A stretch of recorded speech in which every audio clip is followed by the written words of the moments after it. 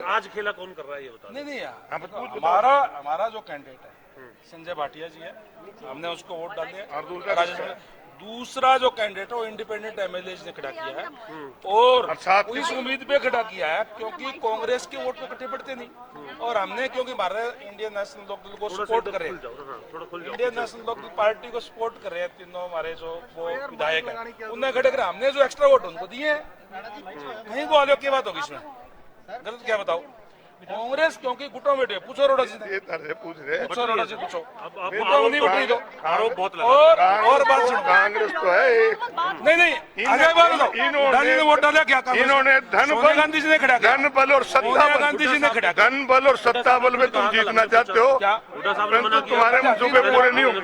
अरे सुरजेवाला जी का vote cancel हुआ कि नहीं हुआ? आप लोग गवाह इस चीज के बताओ। सुरजेवाला जी वाला कौन सा बता यार आज की वोट की बात हो रही 2016 है, में आज क्या लगता है सर? तो आज की बात करना, खुद जानते हम तो आज की बात कर रहे हैं। डालना होता आज क्या लगता है सर? आज ये सत्ता बल और धन बल से जीतना चाहते हैं परंतु इनके मंसूबे पूरे नहीं होंगे। अपनी फूट का ठीक रहा, दूसरे पर मत फोटो रोड़ा जी। एकजुट नहीं है नहीं तो गुटों में कभी नहीं वोट। होगा। देखो यार एक गरीब आदमी गरीब की बात है। एक दलित को भेजना चाहते हैं, एक पूंजीपति से मरवाना चाहते हो। क्या कहेंगे अरोड़ा साहब के साथ बातचीत में? मंत्री जी क्या कुछ कहेंगे आज के लिए? आप ना थोड़ा सा गैप बना लो, आप ज्यादा आपकी वो पास आ गई थी कहानी। क्या ना वो तो अरोड़ा साहब आइए, आप भी आइए, बातचीत करते हैं। कैबिनेट मंत्री हमारे साथ मौजूद हैं, उनसे तमाम जानकारी के लेते हैं। सर क्या कुछ कहेंगे आज जिस प्रकार से मतगणना? देखिए मतगणना अभी रुकी हुई है क्योंकि जो हमारे जो एजेंट जो थे पार्टी की तरफ से गौरव गौतम जी, उन्होंने कहा है कि जो कांग्रेस के दो विधायकों ने उसकी सीक्रेसी आउट करने का काम किया है, इसलिए उन्होंने ऑब्जेक्शन किया है। अभी रुकी हुई है, देखिए क्या जब इलेक्शन कमीशन ऑफ इंडिया जैसे ही कोई उनके निर्देश आएंगे तो हो जाएगा। अनिल जी उसमें सर अनिल जी को लेकर भी शिकायत दी गई है सर, उनकी तरफ से ऑब्जेक्शन। नहीं कोई बात नहीं, शिकायत दी गई तो क्लियर हो जाएगी, क्या दिक्कत क्या है? निर्दलीय नहीं मैं वहीं था, अनिल जी ने कोई उसका गलत नहीं है वो तो। बार बार ये कहा जा रहा है कि पूरी तरीके से कॉपरेट नहीं कर रहे हैं, चाहे वो वीडियो भेजने के लिए चाहे नहीं ये कार्य तो रिटर्निंग ऑफिसर्स का है, उसमें कौन सा उसको हमने थोड़ी देनी है कोई, वो तो ऑफिसर्स देंगे और वो इलेक्शन कमीशन ऑफ इंडिया को जो जो चाहिए वो दी होगी उन्होंने जरूर। यही कहा जा रहा है। उसके बाद में जैसे ही वो आएगी उसके बाद काउंटिंग निर्दलीय उम्मीदवार जीत रहे हैं क्या मंत्री जी? क्या मुझे वो तो काउंटिंग से पता चलेगा, मुझे क्या पता। क्रॉस वोटिंग हुई है लगता है आपको सर? गंगवा साहब एक मिनट देखिए, हमारे साथ बातचीत कर रहे थे कैबिनेट मंत्री रणवीर गंगवा और तमाम जानकारी दे रहे थे और आपने एक तीखी नोकझोंक भी देखी अशोक अरोड़ा और कैबिनेट मंत्री रणवीर गंगवा के बीच में किस प्रकार की बातें जो है चल रही थी। तमाम बातें हरियाणा न्यूज़ लगातार अपने दर्शकों को दिखा रहा है, यानी कि अभी जो कह सकते हैं कि माहौल जो यहाँ पर है पूरा गहमा गहमी है। विधानसभा के अंदर हलचल जो है लगातार जारी है, चाहे भारतीय जनता पार्टी के नेताओं की हो या फिर कह सकते हैं कांग्रेस के नेताओं की हो, लगातार हलचल जारी है। और जैसे ही कह सकते आपका रुख कर लेंगे पैनल के पास, एक बार फिर मैं प्राइम टाइम डिबेट में वापस आती हूँ। राजकुमार जी, यहाँ हम डिबेट में बैठे हैं, वहां चंडीगढ़ में अलग ही डिबेट चल रही थी। अशोक अरोड़ा साहब को आपने देखा, रणवीर गंगवा को देखा, एक दूसरे पर आरोप प्रत्यारोप किस तरह से वहां पर चल रहा था। अशोक अरोड़ा ने आखिर में ये कहा कि हम एक दलित चेहरे को जिताना चाहते हैं, आप एक पूंजीपति से उसे हरवाना चाहते हैं। बड़ा आरोप। अनामिका जी, मेरी आवाज आ रही है क्या? आ रही है सर, बोलिए। मैंने जो गुलशाद जी की बात का जवाब दिया था, क्या आपने सुन लिया था? नहीं, बात पूरी करें, बीच में रोकना पड़ा, डिबेट चल रही थी सर, वहां पर भी दिखाना जरूरी था। अच्छा, पूरी करें। मैं यही कह रहा था कि इन्होंने दो बातें कही अपने वक्तव्य में, गुलशाद अली ने, कि क्राइसिस के समय अगर वहां चले गए तो उसमें क्या दिक्कत है। हाँ। इसका मतलब ये है कि क्राइसिस इन्होंने माना। क्राइसिस किस चीज का था? क्राइसिस उनको पहले से ही आवाज था कि इनके विधायक जो है वो संतुष्ट नहीं है प्रत्याशी से, और उसका दोषारोपण जो है वो भारतीय जनता पार्टी के ऊपर कर रहे हैं कि ईडी का इस्तेमाल कर लिया, इनकम टैक्स का इस्तेमाल कर लिया या पैसे का बल उपयोग कर लिया। आप इनकी ओपनिंग स्टेटमेंट में इनके एक्सेप्टेंस है कि उन्होंने कहा कि क्राइसिस के समय हम लेके गए। क्राइसिस था, इनकी पार्टी के अंदर था। हम बार बार ये कह रहे हैं कि ये अपने बोझ के तले ही मर रहे हैं। इनको क्राइसिस का पहले ही आभास था, तभी ये लेके गए थे। लेकिन इतने होने के बावजूद भी इनमें अगर एक जगह वोट नहीं पड़ती है और पार्टी हाईकमांड के अनुसार नहीं पड़ती है तो ये अपना जाने, लेकिन इसका दोष हमारे ऊपर करना ठीक नहीं है। दूसरी बात, प्राइम टाइम के ऊपर बैठ करके ज्ञानेश कुमार जी को इन्होंने जिस तरीके से अलाइज किया है, मैं समझता हूं लोकतंत्र के लिए बड़ा शर्मनाक है। आप अपने विधायकों को नहीं संभाल पा रहे हैं और आप जो है चुनाव आयोग को कटघरे में खड़ा कर रहे हैं। चुनाव आयोग का काम है कि पारदर्शी तरीके से व्यवस्था करना, लेकिन आप जो है चुनाव आयोग को कटघरे में खड़े कर रहे हैं। और इवन देन, अगर आपको चुनाव आयोग से शिकायत तो आप सुप्रीम कोर्ट जाइए। इस देश के अंदर संविधान है और अगर आप एक संस्था से संतुष्ट नहीं है तो आप सुप्रीम कोर्ट में जाकर के अपील कर सकते हैं, बात कर रख सकते हैं। लेकिन इसका मतलब ये नहीं है कि आप प्राइम टाइम में बैठ करके आप देश की संवैधानिक संस्थाओं को यहाँ पे आकर के जो है भला बुरा कहेंगे। ये बिल्कुल एक्सेप्टेंस नहीं है इस बात की, और ये जो है जनता इस बात को, सारी चीजों को देख रही है, ये गलत है।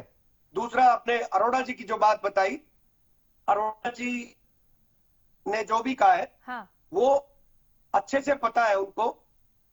वो तो चूंकि अंदर थे, चुनाव में थे, उनके विधायक खुद से किसी और को वोट दे के आएंगे। अब है नहीं पता अभी तक, बीइंग ए प्रवक्ता मुझे भी नहीं पता है कि कितनी वोट कांग्रेस की है, कितनी बीजेपी की है। अभी तक तो आया नहीं है। अब रिजल्ट से पहले ही ये चीख पुकार जो पड़ी है, वो उनको पता है कि उनके विधायकों में जो है एक मत नहीं था। दूसरी बात, अब इस चुनाव के रिजल्ट को वो जाति की तरफ लेके जाएंगे। ये किस तरीके की बात है? कांग्रेस पार्टी जो है इसको, चुनाव को, राज्यसभा चुनाव की हार और जीत को एक जाति के ऊपर जो है लेके जाएंगे कि एक पर्टिकुलर जाति के कैंडिडेट को हरा दिया या जिता दिया। इस देश में एक व्यक्ति के ऊपर जो है का ठप्पा लग जाएगा क्या कि वो जाति का रिप्रेजेंटेशन कर। जाति, वो ये बताए कि दलित समाज के लिए हरियाणा में उन्होंने क्या काम करा आज से पहले। अगर वो जाति की बात करते हैं तो वो सिर्फ और सिर्फ इस बात का बेनिफिट नहीं ले सकते कि वो दलित जाति से संबंध रखते हैं और वो जो है उनको जिता दिया जाए या हरा दिया जाए। देखिए, अंतरात्मा की आवाज से विधायकों ने वोट करा है। गुलशाद जी, मैं जवाब के लिए आऊंगी, ये सब और नोट अब कीजिएगा। दूसरी बात मैं कहता हूँ, क्या ये माने कि अगर नामदल को ये वोट नहीं दे रहे हैं, इंडिपेंडेंट कैंडिडेट को, तो क्या ये जाट कम्युनिटी के खिलाफ में वोट है?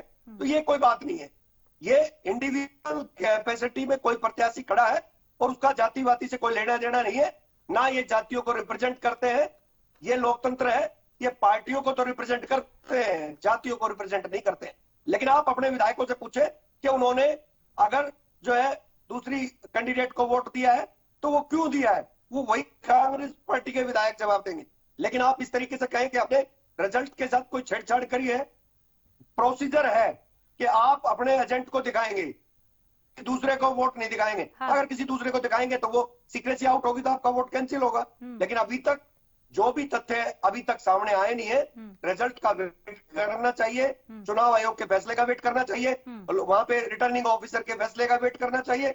उसके बाद ही कोई टिप्पणी इस बारे में अच्छे से की जा सकती है कि कांग्रेस जीत रही है, बीजेपी जीत रही है, प्रवक्ता इनेलो इंडिपेंडेंट। विकास मेहता भी हमारे साथ है। अभय चौटाला की प्रेस कॉन्फ्रेंस को हमने बहुत ध्यान से सुना सर, उसमें क्रॉस वोटिंग को लेकर भी बात हुई, हॉर्स ट्रेडिंग को लेकर भी उसमें बात हुई, और खासकर वो जो बात कह रहे थे क्रॉस वोटिंग को लेकर, अंतरात्मा की आवाज जो टैग दिया गया क्रॉस वोटिंग को, उस पर भी खुलकर उन्होंने बात की।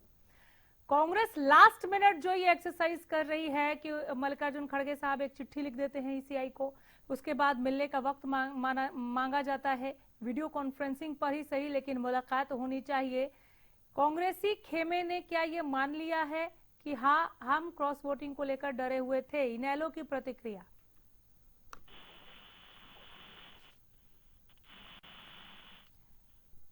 विकास मेहता, आप सुन पा रहे हैं मुझे? ठीक है, इसी सवाल का जवाब आप दे दीजिए। कांग्रेस की प्रतिक्रिया, क्या आप लोगों ने ये स्वीकार कर लिया लास्ट मिनट पर आते आते गुलशाद अली चौहान जी कि हाँ क्रॉस वोटिंग का डर तो कहीं ना कहीं हमें था ही, अब तो स्वीकार कर लीजिए? अंतरात्मा की आवाज सुन ली क्या कुछ विधायकों ने? ऐसा फील हो रहा है?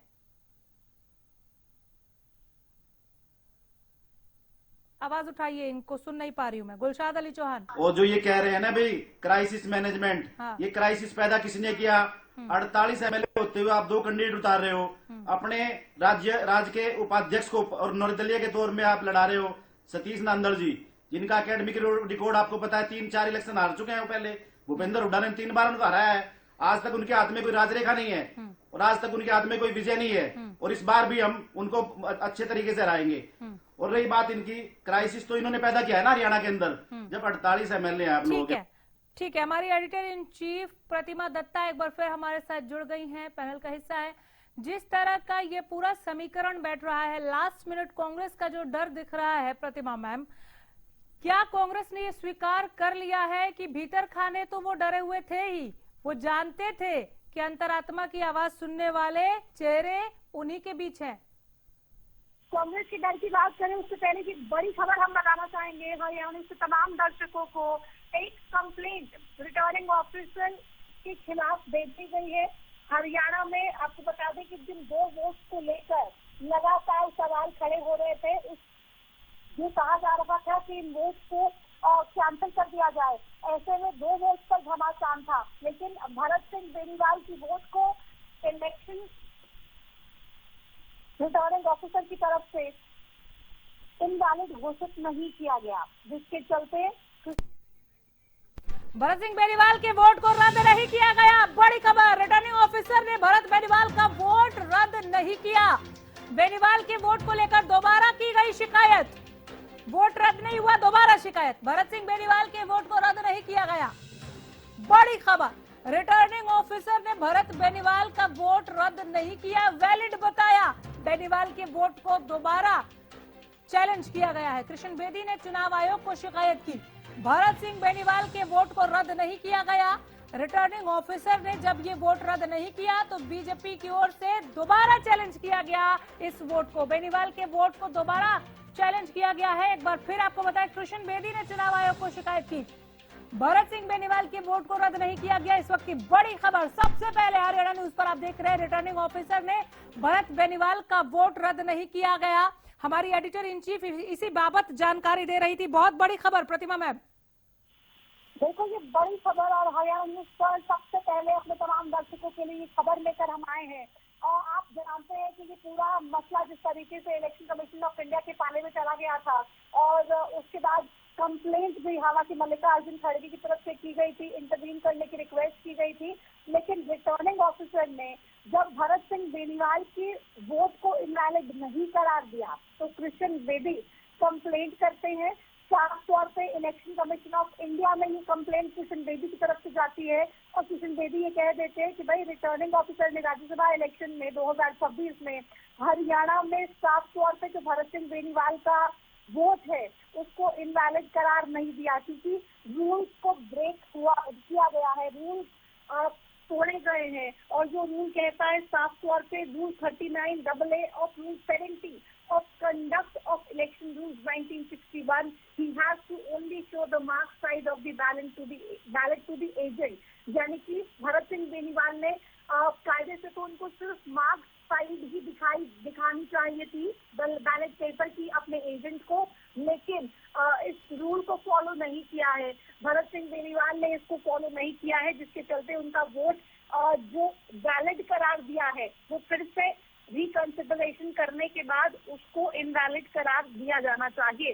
हालांकि कांग्रेस के लोग तमाम ये लगातार कह रहे थे कि भाई बुजुर्ग हैं, भरत सिंह बेनीवाल की तबीयत भी खराब रहती है और उनके हाथ जो हैं वो हिलते रहते हैं, उनकी हेल्थ इस तरीके से है कि वो स्टेबल नहीं रह पाते, उनके हाथों में वो मूवमेंट होती रहती है, तो उम्र की वजह से ये परेशानी देखने को मिली, जिसकी वजह से शायद ऐसा हो गया होगा। तो बुजुर्ग आदमी के पीछे इस तरीके से नहीं पड़ जाना चाहिए, लेकिन कृष्ण बेदी ने कंप्लेंट कर दी है कि भाई आपने कैसे उसको वैलिड घोषित कर दिया। इलेक्शन कमीशन ऑफ इंडिया से रिक्वेस्ट है कि भाई आप इंटरवीन कीजिए, क्योंकि रिटर्निंग ऑफिसर जो है वो तो इसमें सुन नहीं रहे। भरत सिंह बेनीवाल कह रहे हैं कि अब भरत सिंह बेनीवाल को वैलिड बता रहे हैं, तो अब इलेक्शन कमीशन ऑफ इंडिया, क्योंकि लगातार शिकायतों का ढेर उनके पास जाए जा रहा है, 2 शिकायतें ऑलरेडी पहुंच चुकी है 2 वोट्स को लेके कांग्रेस पार्टी, और लगातार ये सवाल उठा रही है कि हमारे वोट्स रिजेक्ट नहीं किए जाएं। दूसरी तरफ ये एक्सक्लूसिव तस्वीर हम दिखा रहे हैं उस लेटर की, उसकी थी कि कृष्ण बेदी ने इलेक्शन कमीशन इंडिया को भेजी है।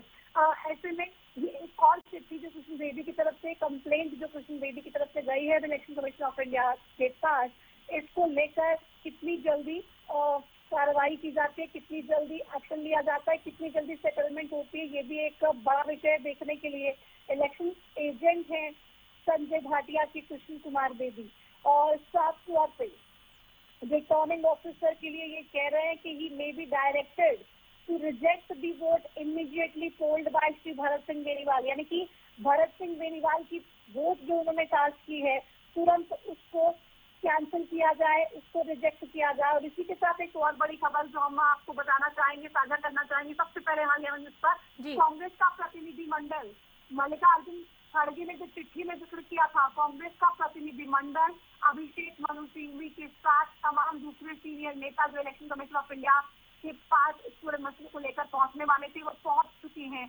तो कांग्रेस का प्रतिनिधिमंडल पहुंच चुका है चुनाव आयोग, और इस पूरे मसले पे वो लोग भी अब चुनाव आयोग से मुलाकात करेंगे। उधर कृष्ण बेदी की भी ये जो कंप्लेंट है ये सामने आ गई है, और साफ तौर पे ये कह रहे हैं कि भाई इलेक्शन और पूरे तरीके से जो वोट पोल हुई है भरत बेनीवाल की तरफ से, उन्होंने सही से उस वोट को पोल नहीं किया है। जिन रूल्स के मद्देनजर ये पूरा प्रोसेस होना चाहिए उस शेड्यूल को फॉलो नहीं किया गया है, और इसी वजह से जो रिटर्निंग ऑफिसर का फैसला है इस वोट को वैलिड घोषित करने का, उसको चैलेंज करते हुए उसको पलटने के लिए इलेक्शन कमीशन ऑफ इंडिया को साफ तौर से कृष्ण बेदी ने ये चिट्ठी भेज दी है। तो चुनाव इतना आसान नजर नहीं आ रहा है, ये काउंटिंग इतनी आसान नहीं नजर आ रही है। चुनाव में पहले से ही बहुत सारी पेचीदगियां थी, वोटिंग में भी हमने देखा तमाम तरीके से हर किसी के अपने अपने दावे, लेकिन अब ये काउंटिंग घमासान छिड़ गया है इस पूरी काउंटिंग को लेकर।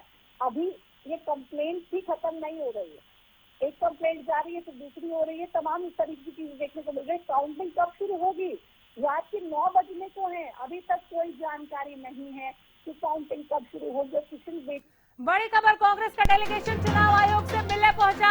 हरियाणा राज्यसभा चुनाव में गड़बड़ी की आशंका को लेकर खड़गे ने पत्र लिखा। कांग्रेस का डेलीगेशन चुनाव आयोग से मिलने पहुंचा। हरियाणा राज्यसभा चुनाव में गड़बड़ी की आशंका को लेकर खड़गे ने चिट्ठी लिखी है। आपको बता दें अभिषेक मनु सिंघवी के साथ तमाम दूसरे दिग्गज पहुंचे हैं मुलाकात के लिए, इलेक्शन कमीशन ऑफ इंडिया से मुलाकात के लिए। चुनाव आयोग से मिलने पहुंचा कांग्रेस का डेलीगेशन। इस वक्त की बड़ी खबर आप तक पहुंचा रहे हैं। हरियाणा राज्यसभा चुनाव में गड़बड़ी की आशंका को लेकर इससे पहले, इस मुलाकात से पहले, यहाँ पहुंचने से पहले खत लिखा था मल्लिकार्जुन खड़गे ने। कांग्रेस का डेलीगेशन चुनाव आयोग से मिलने पहुंचा। हरियाणा राज्यसभा चुनाव में गड़बड़ी की आशंका को लेकर इन्होंने खत लिखा था। अभिषेक मनु सिंघवी के साथ कांग्रेस के तमाम दिग्गज पहुंचे हैं इस मुलाकात के लिए, और इस मुलाकात से पहले एक चिट्ठी लिखी थी मल्लिकार्जुन खड़गे ने। बीजेपी की ओर से भी अब एक चिट्ठी लिखी गई है जिस पर हमारी एडिटर इन चीफ प्रतिमा दत्ता आपको बहुत ही विस्तार पूर्वक बता रही है। तो चिट्ठी का जवाब चिट्ठी से एक तरह से दिया गया है। प्रतिमा मैम, बिल्कुल, अब ये चिट्ठी का जवाब आने में तो बहुत समय लगने वाला है, लेकिन जो चिट्ठी कृष्ण बेदी ने लिखी है उसको मैं पढ़ना भी चाहूंगी अपने दर्शकों के लिए। उस चिट्ठी में लिखा है कि after examining the video displayed by the returning officer, we have clearly pointed out that it is a deliberate attempt on the part of Sri Bharat Singh Beniwal, MLA, and by the authorized agent of Sri Karamveer Singh Ward to take into possession the ballot paper after he has already shown the mark site to the said agent. We have also argued that as per the rule, under no circumstances except showing the mark site of the ballot paper, the ballot can be handed over to the authorized agent of the party of the candidate. The ballot paper must remain in the possession and it clearly violates the voting procedure as well as the secrecy. यानी कि Bharatiya Janata party Kishan Bedi की तरफ से जो complaint गई है उसमें साफ तौर पर लिखा गया है कि जब कोई विधायक वोट डालता है तो सिर्फ उसको मार्क साइड जो होती है, यानी कि जिस पर निशान होता है, मार्क्ड साइड, वही अपने पार्टी के एजेंट को दिखानी होती है। लेकिन किसी भी सर्कमस्टांसेस के अंदर वो जो बैलेट पेपर है वो अपने पार्टी के एजेंट को नहीं पकड़ाया जा सकता, और इस केस में ऐसा किया गया है जिसको साफ तौर पे ब्रीच मान रहे हैं, क्लियरली वायलेट करता है ये इलेक्शन रूल का, और साथ ही साथ सीक्रेसी, जो सीक्रेसी रखने की बात होती है इस पूरे के पूरे चुनाव में उसको भी वायलेट करता है। इसीलिए इस वोट को तुरंत डिस्क्वालीफाई किया जाए, तुरंत रिजेक्ट किया जाए, ये कृष्ण बेदी की तरफ से कह दिया गया है, रिक्वेस्ट की गई है। ऐसे में इलेक्शन कमीशन इस स्थिति को कितनी गंभीरता से लेता है, क्योंकि तमाम तरीके के न्यूज का हवाला देकर ये बात कृष्ण बेदी की तरफ से कही गई है। उधर कांग्रेस के भी मल्लिकार्जुन खड़गे ने कंप्लेंट साफ तो इलेक्शन कमीशन ऑफ इंडिया को भेज दी है। अभी तक कोई भी जवाब हालांकि नहीं आया है इलेक्शन कमीशन ऑफ इंडिया की तरफ से। कोई भी इसको लेकर डिसीजन देखने को नहीं मिल रहा है, स्टेटमेंट देखने को नहीं मिल रही है। अभिषेक मनु सिंह भी अपने डेलीगेशन के साथ पहुंच चुके हैं। ऐसे में कब तक ये तमाम चीजें सॉर्ट होंगी, क्योंकि अभी तो चिट्ठी गेम चल रहा है, एक चिट्ठी इधर से जा रही है, एक चिट्ठी उधर से जा रही है, लेकिन इलेक्शन कमीशन ऑफ इंडिया की तरफ से किसी भी चिट्ठी का जवाब अभी आता हुआ दिखाई दे नहीं रहा है। 9 बजने को है, वोटिंग लगातार हम देख रहे 4 बजे ही खत्म हो गई थी जी, सुबह 9 बजे की शुरू हुई, लेकिन 9 बजने को है जो काउंटिंग 5 बजे शुरू होनी थी, लगभग 4 घंटे बीत जाने के बाद भी वो वोटिंग को लेके अब तक काउंटिंग शुरू नहीं हुई है। नतीजे आने में कितना लंबा इंतजार करना पड़ेगा, क्योंकि ये चिट्ठी पे चिट्ठी चली जा रही है। जब तक इन चिट्ठियों को साफ तौर पे पढ़ने के बाद, समझने के बाद, इन कंप्लेंट्स को सीरियसली वेरीफाई करने के बाद इस पर क्या डिसीजन लेना है इलेक्शन कमीशन भी डिसाइड नहीं कर लेता है, तब तक ये पेचीदगी बनी रहेगी और ये डिले पे डिले चलता रहेगा। अनामिका बिल्कुल, बीजेपी की ओर से 2 वोट चैलेंज किए गए, एक पर जब फैसला आता है तो एक चिट्ठी लिख दी जाती है बीजेपी की ओर से कि नहीं, ये इस फैसले से हम संतुष्ट नहीं है, दोबारा से आप रिकंसिडर कीजिए, इसको दोबारा देखिए क्योंकि ये वोट इनवैलिड है। ये चिट्ठी लिखी गई है बीजेपी की ओर से। यानी आपत्तियों का जो अंबार था केवल 3 वोट चैलेंज तक, वो अब उसी पर केवल सोल्यूशन नहीं ढूंढा जाना है, उसके ऊपर एक और आपत्ति, फिर एक और आपत्ति, चिट्ठी पे चिट्ठी इसी ओर इशारा कर रही है। यानी कि प्रतिमा मैम, अभी और वक्त लगने वाला है, इंतजार लंबा होने वाला है। बिल्कुल बिल्कुल, इंतजार लंबा होगा, वक्त बहुत लंबा लगेगा और हरियाणा के तमाम लोगों के लिए ये रात बेहद लंबी होगी। ये इंतजार बेहद लंबा होगा कि कौन जा रहा है हरियाणा से राज्यसभा। 2 सीटों को लेके मतदान हुआ, लेकिन मतगणना नहीं हो पा रही है, स्थिति साफ नहीं हो पा रही है। संजय भाटिया जा रहे हैं राज्यसभा, ये लगभग तय है, किसी को इस बात से कोई संशय नहीं। लेकिन दूसरा कौन होगा, क्या करमवीर गौड़ या फिर सतीश नांदल, इन दोनों में से कौन जाएंगे, इसको लेके सस्पेंस लगातार बना हुआ है और कोई भी पीछे हटने को तैयार नहीं है, ना कांग्रेस पार्टी ना भारतीय जनता पार्टी। हर कोई अपने दावे कर रहा है, हर कोई अपनी कोशिशें कर रहा है और इलेक्शन कमीशन ऑफ इंडिया पे कांग्रेस तो आरोप लगा ही रही थी, लेकिन आप देखिए कृष्ण बेदी भी लेटर भेज रहे हैं, कह रहे रिटर्निंग ऑफिसर ने रूल्स को ध्यान में रखा नहीं और भरत सिंह बेनीवाल का जो वोट कैंसिल होना चाहिए था, जो इनवैलिड जिसको घोषित किया जाना चाहिए था, रिजेक्ट जिसको घोषित किया जाना चाहिए था, उसको वैलिड मान लिया। तो ऐसे में इस मसले पर भी इंटरवीन करने के लिए रिक्वेस्ट डाल दी है इलेक्शन कमीशन ऑफ इंडिया को। अब कितने सारे लेटर्स तो चले गए हैं, लेकिन इन चिट्ठियों के जवाब कब तक आएंगे, कब तक इलेक्शन कमीशन ऑफ इंडिया इस पूरे मसले को सॉर्ट कर पाएगा, क्योंकि जब तक ये नहीं होगा तब तक काउंटिंग शुरू होगी नहीं और जब तक काउंटिंग शुरू नहीं होगी हम रिजल्ट की तरफ आगे बढ़ेंगे नहीं। रात के 9 बजने वाले हैं, लेकिन ये इंतजार बहुत लंबा चलने वाला है अनामिका, क्योंकि अभी बहुत ही जल्दी ये पूरी की पूरी चीजें हल होती दिखाई दे नहीं रही हैं। बिल्कुल, नतीजे आने में देरी है क्योंकि काउंटिंग ही शुरू नहीं हुई। फिर भी हम ये कह सकते हैं क्या प्रतिमा मैम कि इतिहास खुद को दोहरा रहा है। बहुत आसान नहीं रहा है राज्यसभा चुनाव हरियाणा में, इससे पहले भी फुल ऑन सियासी ड्रामा, इस बार भी बिल्कुल सियासी ड्रामा साफ तौर पे देखने को मिल रहा है। और अगर ये दोनों पार्टियां इतनी ही कॉन्फिडेंट हैं चीजों को लेकर, इतनी ही आश्वस्त है कि किसी भी तरीके की कोई प्रॉब्लम है नहीं, ना बीजेपी को ना कांग्रेस को, और तो ये तमाम चीजें होनी ही नहीं चाहिए। लेकिन ये तमाम चीजें इसलिए हो रही है क्योंकि आप देखिए बीजेपी की तरफ से लगातार ये कहा जा रहा था कि भाई संजय भाटिया तो जा ही रहे हैं और सतीश नांदल भी जा रहे हैं। ऐसे में कांग्रेस पार्टी करमवीर गौड़ को लेकर तो बहुत सारे सवाल उठा दिए गए और ये कह दिया गया कि भाई इनको कांग्रेस के लोग ही जाने नहीं देंगे राज्यसभा में, कांग्रेस के क्रॉस वोट कर देंगे नेता, कांग्रेस के लोग अपने वोट रद्द कराने के लिए तमाम प्रयास करेंगे। तो ऐसे में अब ये जो 2 वोट को लेकर पेज फंसा हुआ है, इसमें क्या कुछ एक्शन होगा, क्या ये इनवैलिड घोषित कर दिए जाएंगे, क्या इन वोटों को रिजेक्ट कर दिया जाएगा एक बार फिर से, ये बहुत बड़ा सवाल है और इसका जवाब इलेक्शन कमीशन को देना है। जितनी जल्दी इस मसले को सॉर्ट कर लिया जाएगा और उतनी ही जल्दी तमाम चीजें शुरू हो पाएंगी। लेकिन इलेक्शन कमीशन भी इसमें किसी भी तरीके से बायस अब नहीं हो सकता है। भले ही तमाम तरीके के आरोप इलेक्शन कमीशन पर लगा दिए जाएं और कांग्रेस के लोग तो लगाते ही हैं, ऐसे में और किसी भी तरीके की बायसनेस नहीं चलेगी।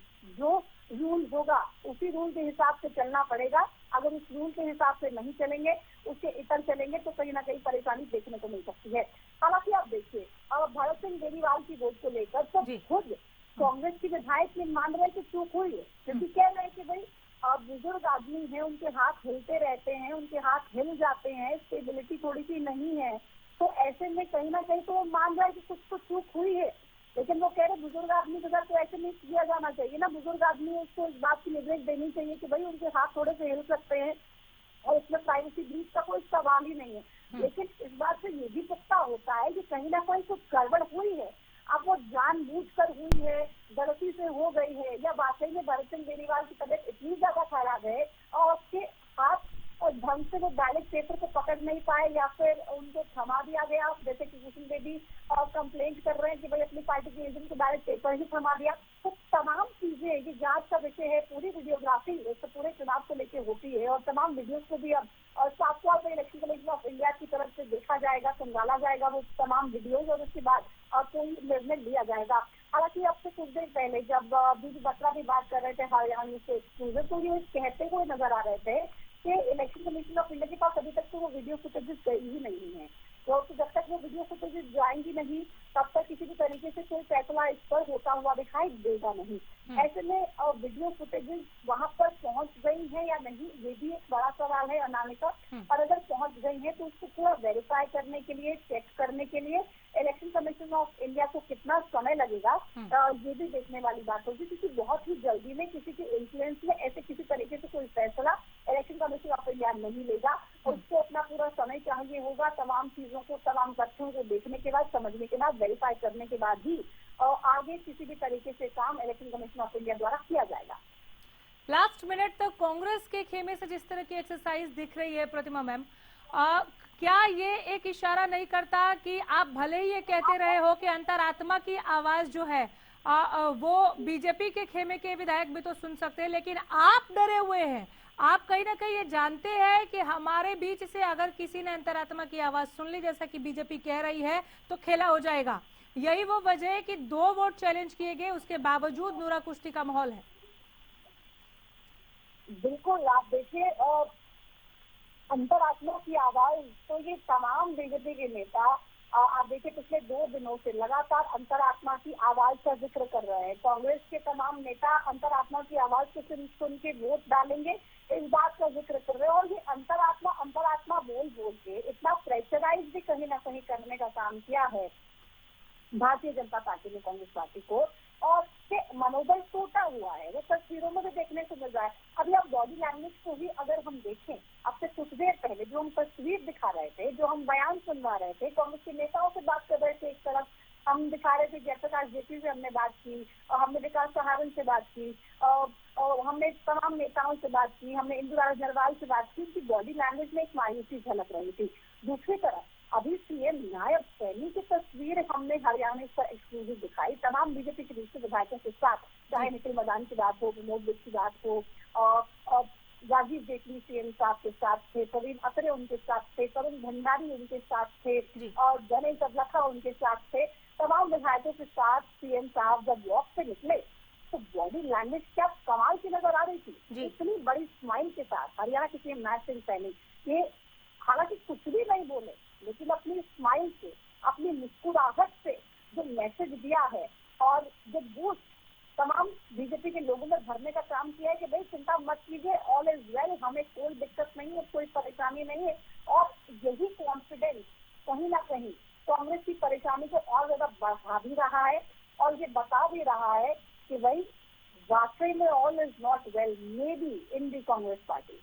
इसीलिए उनकी चिंता बढ़ती जा रही है और ये मुझे लगता है जानबूझकर जो मुस्कुराहट दिखा रहे हैं, उससे भी ज्यादा मुस्कुराहट के साथ सीएम नायब सिंह सैनी मीडिया के तमाम कैमरों के सामने आया। हालांकि बोला कुछ भी नहीं, ना ये कहा कि भाई संतीश नांदल जीतने जा रहे हैं, हमारे समर्थित उम्मीदवार जीतेंगे, संजय भाटिया को लेकर किसी बात से कोई बात नहीं थी, किसी विषय पर किसी तरीके की बात नहीं थी। सीएम साहब ने कहा बाद में बात करेंगे, बाद में।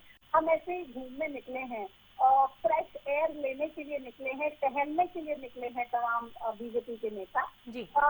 कुछ भी नहीं कहा, लेकिन वो मुस्कुराहट में जो मैसेज दे दिया ना, जो विरोधियों के खेमे में हलचल मचा दी अनामिका, वो हलचल यूं ही नहीं शांत होने वाली। और इसी वजह से कांग्रेस लगातार लड़ती रहेगी, चाहे 2 बज जाए चाहे 3 बज जाए। अगर उसके हक में फैसला नहीं होता है, अगर जायज फैसला नहीं होता है, तो लड़ते रहेंगे, काउंटिंग शुरू होने नहीं देंगे और ये पूरा मसला और ज्यादा पेचीदा होता चलेगा अनामिका। बिल्कुल, आपने कहा कि काफी हंस रहे थे, मुस्कुरा रहे थे, चेहरे की जो चमक थी, जो बॉडी लैंग्वेज थी, आज सीएम नायब सैनी जब तमाम दिग्गजों के साथ इवनिंग वॉक पर निकले थे, खुली हवा में सैर करने के लिए निकले थे, वो कहीं ना कहीं प्रतिभा मैम ये इशारा तो कर ही रही थी कि जीत का सेहरा सज चुका है। अब एक क्राउन मूवमेंट होगा कि 2, ये थोड़ी देर में पता चलेगा। बिल्कुल, देखिए एक को लेके तो कोई संशय है ही नहीं, वो तो डेफिनेटली संजय भाटिया जा रहे हैं, उसमें कोई भी परेशानी किसी बात की देखने को मिल नहीं रही। हालांकि लगातार जो कांग्रेस की तरफ से भी ये कहा जा रहा था कि भैया बीजेपी से पूछिए ना, बीजेपी वाले परेशान है। अनिल विज की वोट को लेकर जो सवाल या निशान खड़े किए, जो कंप्लेंट की गई, और उसका ग्राउंड तो उन्होंने कहीं ना कहीं यही तैयार किया तमाम प्रवक्ताओं ने कि भाई अनिल विज तो पार्टी से नाराज थे। नायब सिंह सैनी को जब मुख्यमंत्री बनाया तो अनिल विज नाराज हो गए, इसलिए उन्होंने सोचा कि भाई मैं तो इनके साथ नहीं रहने वाला। लेकिन अनिल विज उनकी नाराजगी चाहे किसी से भी हो, वो एक ऐसे नेता हैं जो बिल्कुल मुखर होकर तमाम अपनी बातों को कहने का मादा रखते हैं, साफ तौर से कहते हैं, खुला बोलते हैं, चाहे किसी को अच्छा लगे या बुरा लगे। लेकिन अनिल विज साफ तौर पे दबंगई से अपनी तमाम बातों को कहने का काम करते हैं। ऐसे में उनकी वोट को लेकर जो सवाल या निशान खड़े किए हैं, उसको लेके भी बहुत सारी बातें कही जा रही थी। लेकिन अनिल विज हम जानते हैं पिछले 1 महीने से भी ज्यादा का समय और तभी से अपने घर पर ही है, क्योंकि दोनों पैरों में फ्रैक्चर है और दोनों पैरों के फ्रैक्चर के बावजूद अनिल विज वहां पर पहुंचते हैं और वोट डालते हैं। और ना सिर्फ यही, बल्कि वो तो इतना भी कहते हैं कि भाई अगर मेरे को स्ट्रेचर पे भी आना पड़ता, अगर तबीयत खराब होती, लेकिन वोट डालना इतना जरूरी था कि स्ट्रेचर की भी आवश्यकता पड़ती तो मैं स्ट्रेचर पर भी आ जाता, लेकिन वोट जरूर डालूंगा और उसी वोट को डालने के लिए आया हूँ। आप देखिए हरविंदर कल्याण, जिनकी माता जी का अभी निधन हुआ और वो भी पहुंचे। हालांकि इतना बड़ा लॉस निजी जीवन में एक अपनी माँ को खो देना, उससे बड़ा दुख किसी व्यक्ति के लिए कुछ हो नहीं सकता है। लेकिन इन सब चीजों के बीच ये नेता बहुत अच्छे से जानते हैं कि पार्टी के प्रति हमारी जिम्मेदारी क्या बनती है और उस जिम्मेदारी को कैसे निभाना है और उसी जिम्मेदारी को